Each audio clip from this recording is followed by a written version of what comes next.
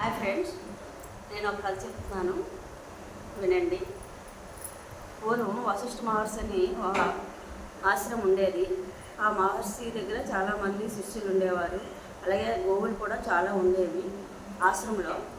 అలా ఒకరోజు శ్రీనివాసుడు ఆ ఆశ్రమానికి వచ్చి వశిష్ఠ మహర్షిని అడుగుతాడనమాట. నాకు ఒక గోవుని ఇవ్వగలరా, మీ దగ్గర చాలా గోవులు ఉన్నాయి కదా అని అడిగితే ఆ వశిష్ఠ మహర్షి అంటాడు, ఫ్యామిలీతో అంటే భార్యతో పాటు రమ్మంటాడనమాట. భార్యతో పాటు వస్తే ఇస్తాను అనేసి అనగానే అయితే రేపు వస్తానని చెప్పేసి శ్రీనివాసుడు వెళ్ళిపోతాడు.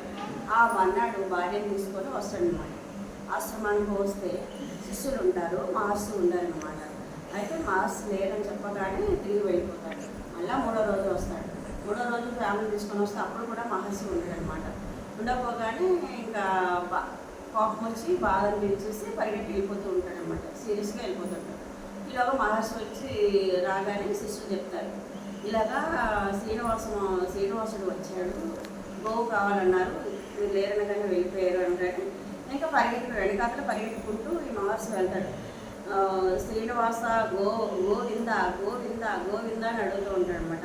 గోవింద గోవు పట్టుకెళ్ళు, గోవింద గోవింద అని అంటూ ఉంటే అలా గోవింద గోవింద గోవింద అన్నమాట అయిపోయి అప్పుడు శ్రీనివాసుడికి గోవిందుడు అని పేరు వచ్చింది. ఈ కథ నచ్చితే షేర్ చేయండి, లైక్ చేయండి. అది